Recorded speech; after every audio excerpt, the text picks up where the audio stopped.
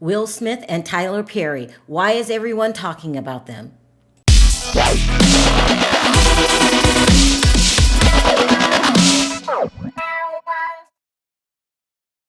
Will Smith and Tyler Perry. Why is everyone talking about them? Okay, guys, this next video is going to be very opinionated. So I need everyone to be as mature as we can be, no fighting with each other, and as adult as we can be. Okay, but this conversation actually started in Clubhouse. I decided, let me bring that to my channel and see what my people feel about it.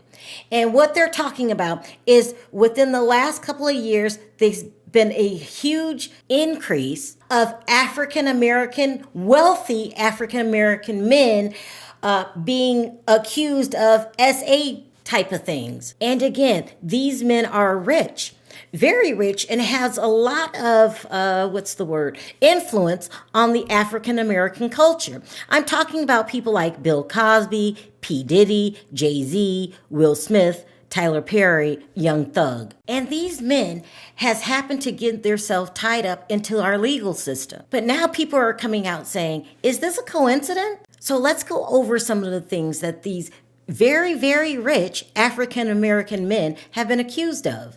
Now let's start with Diddy. As we all know that Diddy got charged with trafficking. He had a RICO charge that it took him $10 million to beat, and he's still not out of the water. He still got charged for the Mann Act, a law that nobody used, okay? But according to Diddy, he was set up by the government.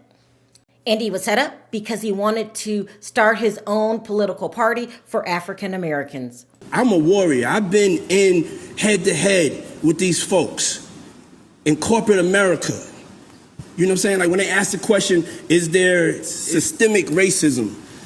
And nobody answers the question. I'm like,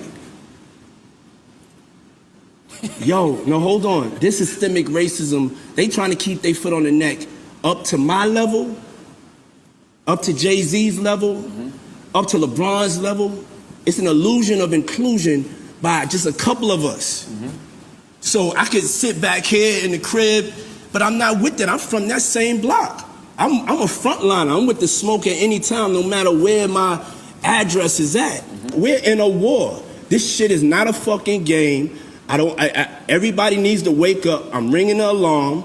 I'm having to start right now to organize and to come together, and so we could build our political army unapologetically for the things that matter to us. See, when you at our Black Party, we love free thinking, free-minded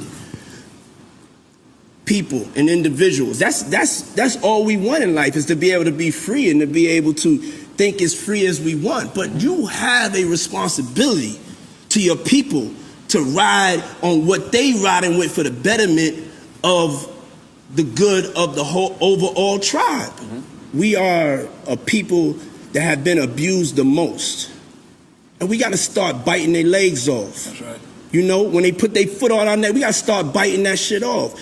When they shooting us in the back, we got to start defending ourselves. You know what I'm saying? Because ain't nothing going to stop unless you stop it. It's black insanity.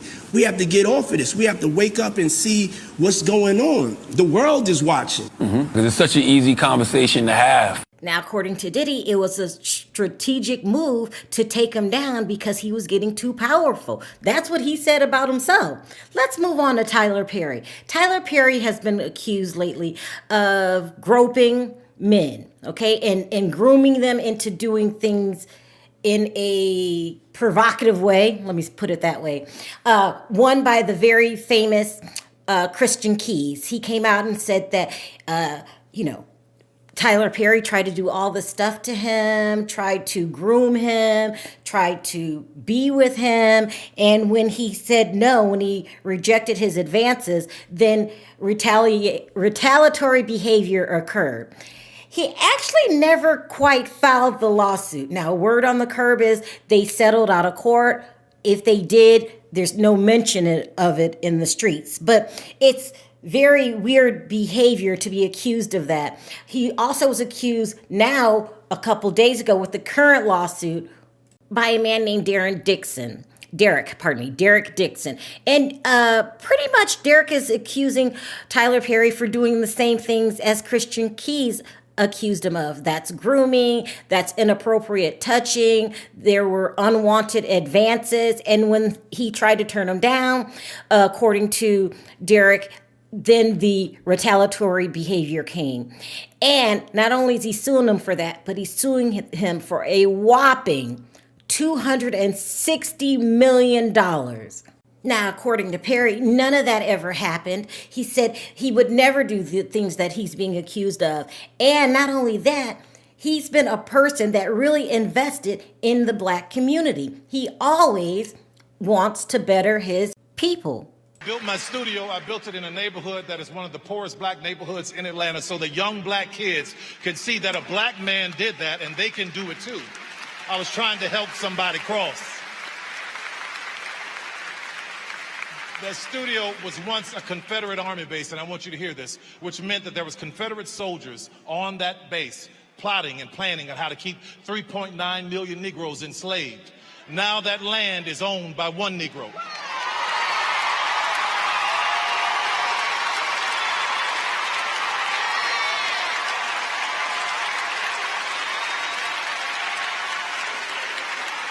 It's all about trying to help somebody cross. While everybody was fighting for a seat at the table, talking about Oscar so white, I said, y'all go ahead and do that. But while you fighting for a seat at the table, I'll be down in Atlanta building my own. Because what I know for sure is that if I could just build this table, God would prepare it for me in the presence of my enemies.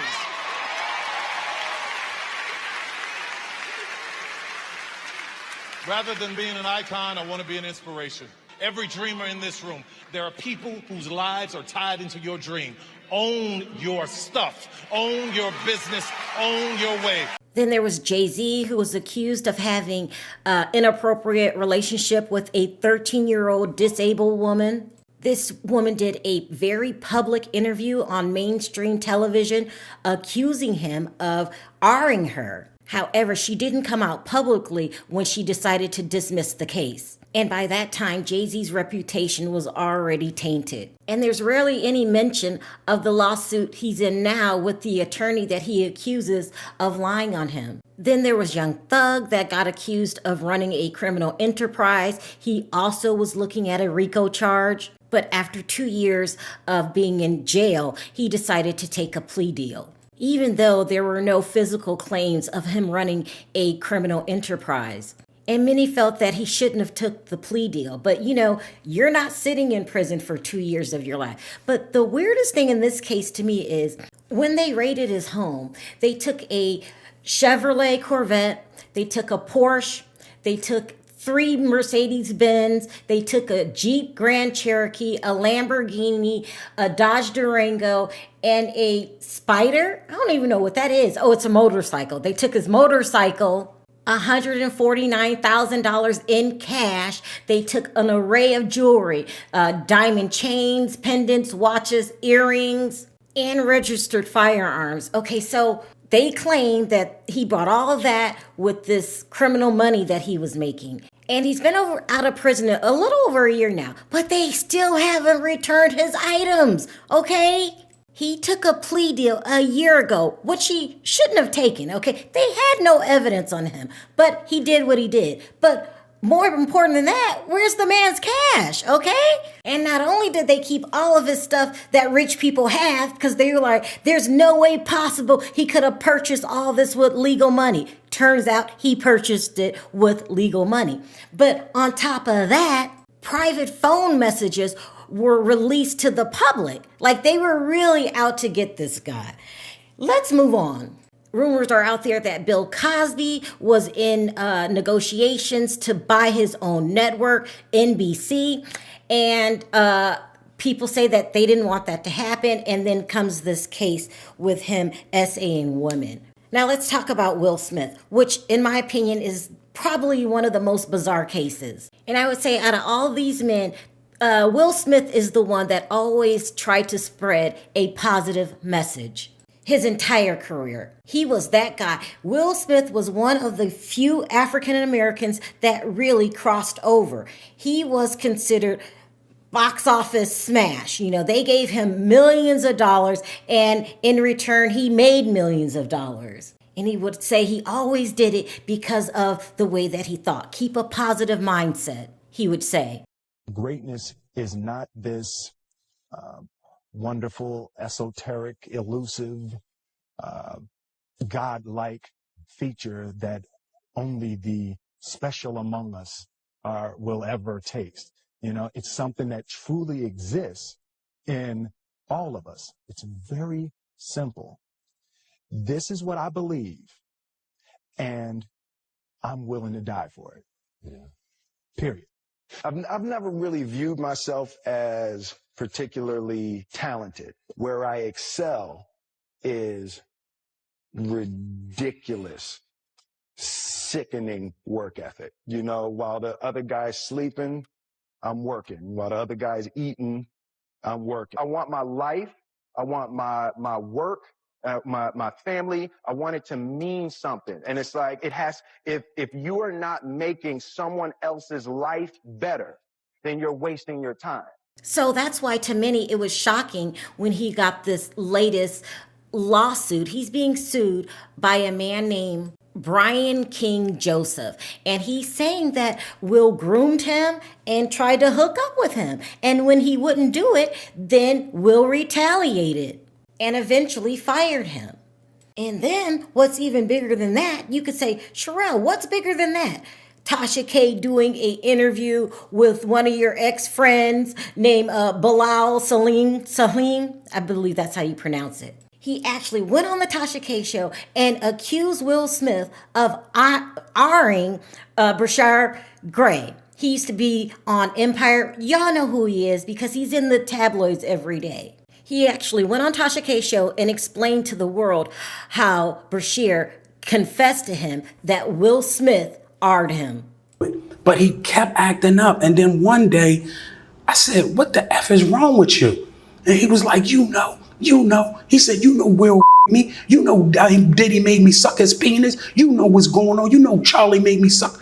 And I said, I have no idea what's going on. I have no idea. So I grabbed my husband. I said, listen, I don't know. I didn't know what happened. So at this point, I'm crying because I feel his pain. Like I could kind of tell when somebody phony and all, but it was the pain where the snot was coming out his nose. His nose was bleeding. He in the corner screaming, balled up. And he tells me, listen, man, I had a talk with Yaz, whatever the case may be. Everything is cool or whatever, right? So about a week later, he spazzes out again, right? I knew you knew. I knew you was going to say something, right? I'm like, Yaz, how can I not say something? You said you were, and you said Diddy made you suck his penis. This is what you told. I said, dude, this is criminal, right? So allegedly, he told me they took care of it. So now, you notice how he put that allegedly in there. I'm not saying that his story's not fake. I'm not saying that it's not true, but I very much was aware that he kept saying allegedly throughout the entire interview. And I also noticed that now he's suing Jada Pinkett. He's suing Jada Pinkett for harassment because they got into an altercation at a chance meeting in a hotel lobby. But on the Tasha K show, he said that he walked in one day and Jada was pleasing herself and she was watching tapes of her and Will being with other celebrities. This is what he said. So now that he's suing Jada for harassment, he doesn't talk about the juicy stuff that he talked about on the Tasha K show. Anyway, so now I want to ask you guys the question. The reason I did this video is because I want to know, is it just a coincidence that a lot of black men with money have weird sex lives? is it just, a coincidence that all of this is happening in a very short time span? I would say when certain people came on board, you guys know what I'm talking about. Is this a coincidence? Is every rich black man that we know have emotional problems, or are they being framed? Sounds crazy, but this is the conversation that took place yesterday on Clubhouse. Are they being framed? Because some people think, yes, because of the times that we're living in right now, people don't want to see black people succeed. And that they are setting up our black men, our rich black men, one at a time. That's what people actually said on Clubhouse.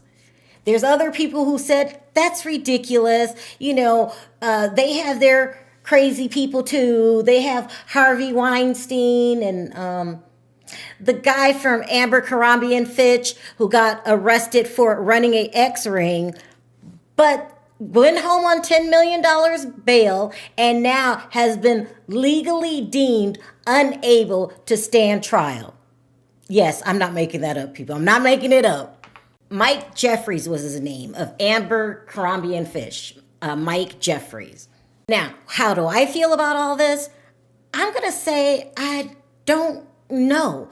It's not impossible to be framed because, we're getting a lot of stuff taken away from us now, Martin Luther King's birthday, all of that. So it's not impossible, but I just like to take things one case at a time. That's just me. I don't know if I'm being ignorant because they also said that black people are easily fooled.